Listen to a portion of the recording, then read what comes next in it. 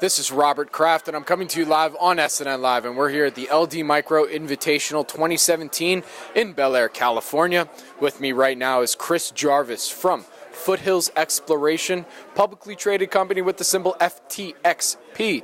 Chris, welcome to SNNLive. Yeah, thanks for having me. It's great to be here. It's great to have you on. So for our audience, let's start off with an overview of the company and then go from there. Yeah, Foothills is an exploration and production for oil and gas based out of Denver, Colorado. We have offices in Houston. Our core geographic focus is really the Rockies, although we do have a focus on the Gulf Coast. We're looking for undervalued, underdeveloped, or poorly capitalized assets, good assets that are just poorly capitalized. Come in at attractive valuations, look at the operating expenses, say we can take the OPEX down a bit. And then we're looking for blue skies. We're looking for additional pod de-risk drilling opportunities to really drive margins and revenue. So why are you looking in these two areas specifically? You mentioned the Rockies and also the Gulf Coast. Tell me about it. It's a great question. It's actually two reasons. The first reason is our management team, our operations team.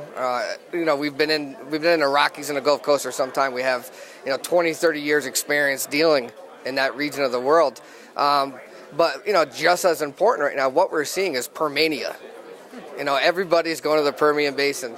They want to go to the Delaware Basin. There's all these hot shale plays. And so when you take a look at the Rockies, these are core assets that are no longer core assets to the majors. So they're divesting, trying to raise cash to chase the hot money down in these other basins. And so what it's done is create an opportunity for us to take world-class assets, long-lived reserves, come in and acquire these assets. In addition, like I said, going back to our management team, we have a ton of relationships in that area, so we're getting first look at deals that other companies are not going to get. Tell me a little bit from a macro perspective. What's going on in the oil and gas, natural gas market?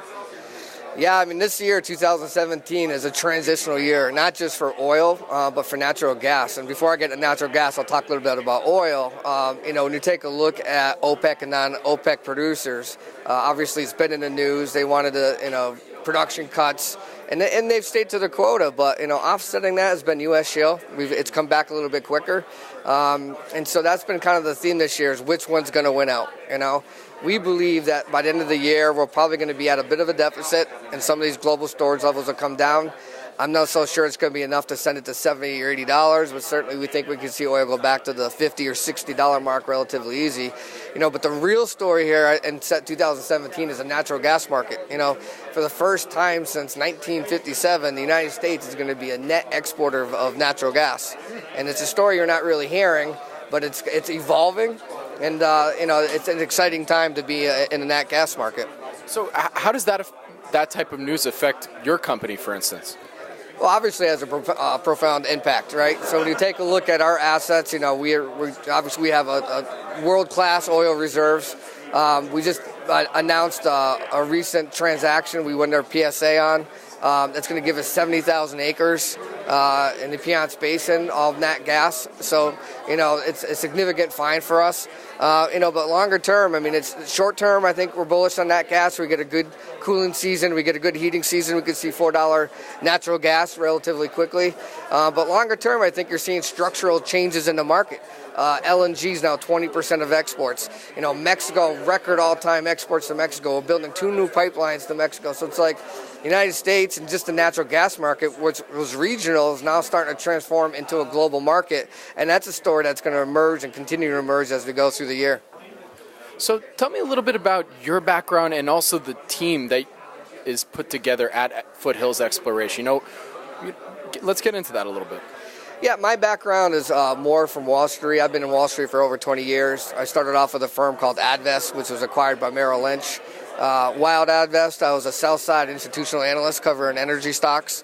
And then when Merrill Lynch took us over, I moved over into their commodities division, was their regulated oil and gas, natural gas analyst on their trading desk. We did hedges for the Canadian government, Monsanto, Dow Chemical, and that was my background. And then 2006, I left Merrill Lynch, started my own company called Caprock Risk Management, did that 11 years. And a lot of my consultant work was with guys from Foothills, right? And so we started this company reversed last year, about a year old. I was on the board of directors from inception. in March, they approached me and asked me to come on full time, and it was really a no-brainer. I mean, I had been working with these folks for 10, 15 years. I've seen the successes.